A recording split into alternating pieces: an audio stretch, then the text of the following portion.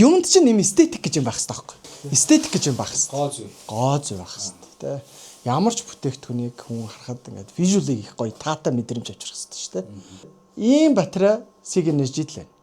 Өөр газар байхгүй. Одоо Монголд орж иж байгаа бүх батарейнуудыг би ер нь судалсан. Аюу сайн судалсан шүү. Энийний дуу хөрөгчнөөс ч бага. За эстетикээс гадна одоо энэ чинь гэрэл бэрэлтэй энэ гоё гэрэл бэрлаасан. Тий, өнгөнгөр асна байлаа шүү. Эстетикээс гадна энэний ухсралд надад их таалагдсан байхгүй.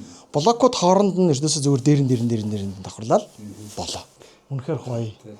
Тэг гол нь нөгөө ямар ч гоё юмыг стандартын дагуу суйрлуулад стандартын дагуу хэрэглэх аюул чухал. Тэрийг аюул сайн хийж байгаа байхгүй. Бас дээр нь. Бас нэг гоё юм нь юу вэ гэхээр энэний нэг юм бат бөх байдал нь өөрөө. Ингээд нүдэнд ингээд бяттай харагдаж байгаас энэ чинь ингээд харвас тий. Тэгээд царайлгаас гадна их ажилсаг тий. Тийм төхөөрөмж. Тэгээд их сонин нөгөө ланд холбогдоод би батарейгаа 3D-гээр утсан дээрээс харж байгаа байхгүй. Батарейгаа задлж хараад тэгээ хэдэн үеинд үргэлттэй явж байгаа, яаж байгаа хийж байгаа. Бүх модуль төс булганаар нь харж болдог. Гэтэ энэ шиг гоё харагддаг юм билээ. Тэгэхээр нөгөө визуалийн нөгөө үзэгдэх байдал тэр мэргээрээ үнэхээр сайн. Одоо энд ингээд 5 батарей байна.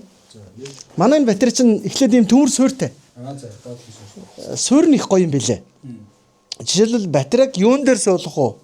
Төхөөрөмжийг юун дээр байрлуулах уу гэдэг чинь чухал. Нөгөө антистатик байх, тий, дамжуулахгүй байх. Хоёрдугаарт нөгөө даацыг тооцоолох энэ төр гэдэг, тий. Тэгээд тогтвортой зогсох энэ төр энэ болгоноос энэ суурь аягүй чухал. Харахад ийм энэ суурь ийм хөнгөн цагаан юм шиг суурь үлээ. Гэхдээ бүтцэн ийм зүгийн үр шиг юм бүтцтэй юм л. Би нөгөө суулгаж яхад нь харсан байхгүй. Энэ аягүй чухал юм байна гэж. Ер нь суурьас бүх юм эхлэн шүү дээ. Тэгэхээр суурь аягүй сайтай. За энэ суурин дээр 5 ширхэг батарей, нэг нь 10 кВт, 1 2 3 4 5. 5 батарейтай. За энэ маань болохоор инвертер. Инвертер маань 30 кВт инвертер. Тэгэхээр инвертер маань үндсэндээ юу хийж ийм гэхээр батарейны маань тархина. Хизээ авах уу, хизээ өөх үү, тэ? Хааш нь хайрлах уу, ямар хэмжээнд авах уу, хизээ зогсох уу шийдэж тархина. Нарны автангууд бүгд явсараад инвертер дээр холбогдно. Инвертерээс ингээ батарейнууд дээр тоглож хуйрамтлагдаж ирж байна. Одоо шилжүүлж байна. Хуйргаж байна гэсэн үг шүү дээ инвертер гэж тэ. За энэний маань одоо зүрхэн юм одоо системийн чинь зүрхэн юм уу? Энэ миний бодлоор бол одоо тархины инвертер байж идэм байж тэ. За ингээ одоо цэсний эргэлт мэргэлтийн бүгднийг энд ингээд хуваарлж идэм. Энэ бол 60 кВт конвертер. Одоо энийг онгойлгоод үзүүлчих үү. За энийг бол цахилгаан мэдэхгүй би онгойлгож болохгүй. Яг бол артталт нь маш олон цахилгааны холболтууд байгаа. Сайн юмнууд гэвэл энэ пускатлууд нь үнэхээр одоо мундаг пускатлууд харагдан лээ. Схем зургийн хувьд ч гэсэн ойлгомжтой. Одоо ингээд энэ дэр диаграм схем тавьчихсан хүчин чадлуудын энд ингээд фазаар нь бичсэн байх шиг байлээ. Тэгээ энэ маань одоо хамгийн чухал юм. Энэ юу игээд байгаа юм гэхээр миний нөгөө нэг төвөөс авах юм уу, гэрт хэрэглээ, батарей бүх юмыг энэ зүрх хийгээд байгаа. Хизээ шахах уу, хизээ авах уу гэх тээ. Одоо энэ дээр юу нэмэгдэх вэ гэхээр энэ анзаарч бол энэ смарт порт 3 асааг байгааз. Энэ дээр юу ирэх вэ гэхээр нөгөө хит памп холбочгоор эдэр ажиллаж эхэлнэ. Дулааны насосыг холбочгоор энэ асч эхлэх юм. Одоо энэ грид гэж штэ. Энэ болоо инвертерийн асч штэ. 3 фазтай лайнтай штэ. Тэгээ манай смарт энэ 60 кВт энэ төрөл гэлтвэн дээр нэг даваа талтай юм. Смарт порттойгоо түрүүний ярьсан нөгөө дизель генератор байж болно. Эсвэл нөгөө дулааны насос байж болно. Бас дээрээс нөгөө та дахиад өртгөхөд ингээд хийн штэ.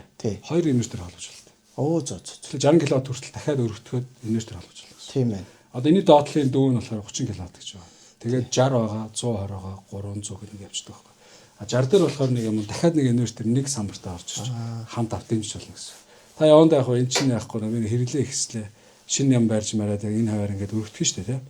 Тэгэх юм бол энэ самбарлуугаа дахиад нэг инвертер холбочих болно. Тэгээ энэ хоёр чинь цуваа болоод хүчин чадлаа дахиад өргөтгчдөг. Зүг. Тэр нь бас даваа тал. Манайх ч одоо нөгөө цахилгаан машинтай. Охны ундаг машин чинь. Тэгээд цахилгаан машина бас холбоё гэж бодоод байгаа байхгүй. Тэгэхээр харин байшингийнхаа артал цахилгаан машиныхаа цэнгэлэгчийг хийгээд тэгтээ энэ дээр холбочих юм байна шүү дээ тэрийг тий. Тэгээ болохоо угсаа ачаалан даана гэсэн. 60 кг хүртэл даах юм чинь. Тий. Ер нь бол нөгөө дутуудчснаас илбэг байсан дээр хийж бодвол тий. Яг бол энэ чинь өргөтгөл юм хийн шүү дээ тий. За бас нэг чухал юм гэвэл энэ нөгөө гүйцэтгэлийг би дахиад ярих хэрэгтэй болчихлоо. Бид нар хэлдэг чинь латки гэдээ хэлдэг тий. Латки гэдэг нэр хэлдэг тий. Ингэж гоё цэвэрхэн цахилгааны системийг цэгцлээд хийж өгдөг газар ер нь их цөөхөн. Гэхдээ эднийх бол үнэхээр сайн хийсэн. Миний бол одоо эмх цэгцтэй байх л хамгийн чухал байсан. Эмх цэгцтэй байгаагийн цаана юу болдгоо гэхээр аюулгүй байдал. Тэгэхээр аюулгүй байдлыг хангахын тулд цахилгаан утаснууд маш цэгцтэйгээр хуваарлагдсан. Тэгээд орц гарцууд нь аюул тодорхой. Хамгийн гоё юм нь сервис хийхэд аюул амарх. Таглаануудын тайллаа, кабелнуудаа хөөгөл бариад авчихна. Тэгэхээр ийм гоё юм хийж өгсөн. Парыг халаагаад байгаа байхгүй юу? Халаалтыг шийддэг. Энийний оронд л нөгөө хит пампыг тавих гэдэг. Тэгээд тэр маань энтэйгээ хосолж ажиллах энэ системтэй. Тэгэхээр ямар ч байсан суурь нь хийгдсэн. Одоо эх жил энэ өвөл олчлоо хийж амжихгүй л дээ.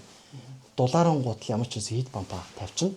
Тэгээ хит пампаа тавьчвал би дахиад та нарыг нэг өрийгч утдаг. Өрж үзүүлээ. За ийм боллоо шүү гэдэг харуулъя гэж боддог.